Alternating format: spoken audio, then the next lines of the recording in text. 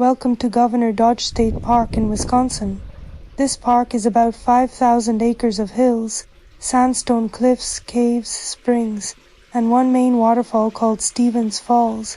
It's all part of the Driftless Area. That's the part of southwest Wisconsin that the glaciers missed, so the land here never got flattened by ice. That's why you see these deep valleys and steep rock walls instead of smooth rolling land. We're in Iowa County, just north of Dodgeville. The park is named after Henry Dodge, the first governor of the Wisconsin Territory, and it was officially established as a state park in 1948. People have been living and traveling through this exact landscape for over 13,000 years.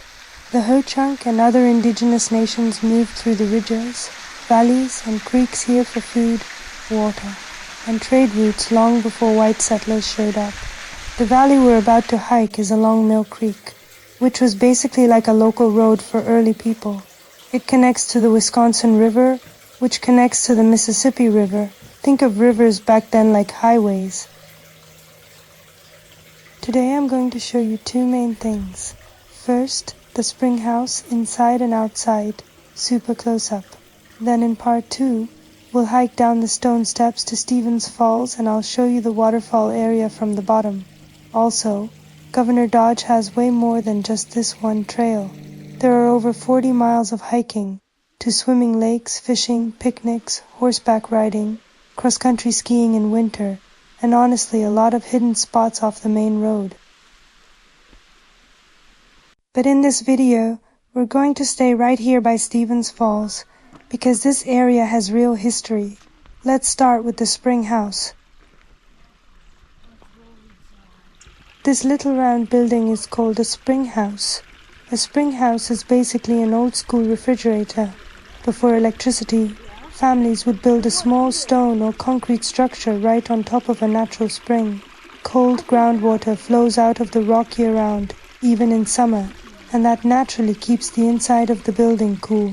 People stored milk, butter, eggs, meat, anything that would spoil. This specific spring house was part of the Stevens family farmstead. The Stevens family lived and farmed this land in the late 1800s and early 1900s, before it became a state park. The waterfall and this whole area are actually named after them. That's where the name Stevens Falls comes from. You'll notice the construction: stone, concrete, and mortar. That wasn't just for looks. The thick walls helped trap the cool air. The water from the spring used to run directly through the floor area to keep stored food chilled. So when I say this was a fridge, I mean it. People literally put jars and milk cans right in here to keep them cold using spring water. If you look inside, you can still see where the spring comes out. This is clean groundwater coming up under pressure and then flowing downhill. That same spring feeds Stevens Falls. The water you're going to see later in part 2 starts right here. The park still has more than one spring house, but this one near Stevens Falls is the easiest for visitors to actually walk up to and look inside. The spring still runs constantly. Rangers say it's tempting to drink it, because it looks super clean, but they also officially tell people not to drink straight from it. Now, here's why this matters and why I'm showing you this and not just the waterfall. A lot of people come to Governor Dodge, take one selfie at the falls, and leave. But this building is proof that this wasn't just scenery. Real families lived here. They raised animals, hauled water, stored food, and tried to survive Wisconsin summers with zero electricity. This spring house is literally part of how they kept their kids fed. We're basically standing inside someone's fridge from over 100 years ago.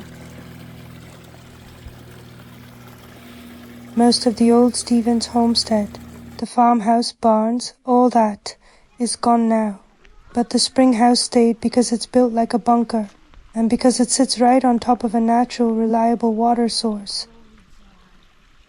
This is also a really good example of driftless area geology in action.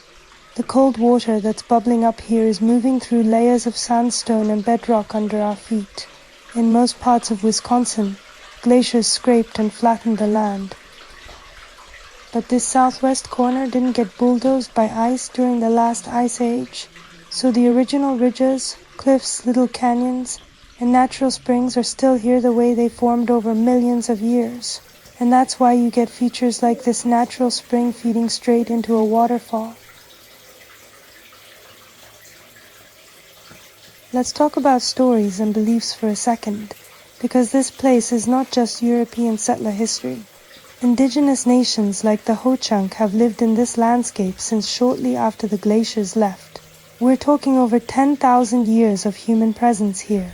In a lot of native traditions from this region, natural springs and flowing water are considered living water, not just something to drink, but something spiritually active. Water that literally comes out of the earth is treated with respect. In some communities in Wisconsin, people leave offerings like tobacco or prayers at springs because water is seen as alive and connected to health and ceremony. That's still true today in parts of Wisconsin. So when we're standing in a spring house like this, we're not only looking at pioneer history, we're also standing at a water source that would have mattered to native people long before the Stevens family built these walls around it. That part usually doesn't get mentioned on the little signs, but it's part of the full story. In part 2, we're going down to the actual Stevens Falls area. I'm going to take you down the stone staircase into the gorge, show you the waterfall, the rock walls, and the whole base area, the part most people post on Instagram. Let's head to the falls.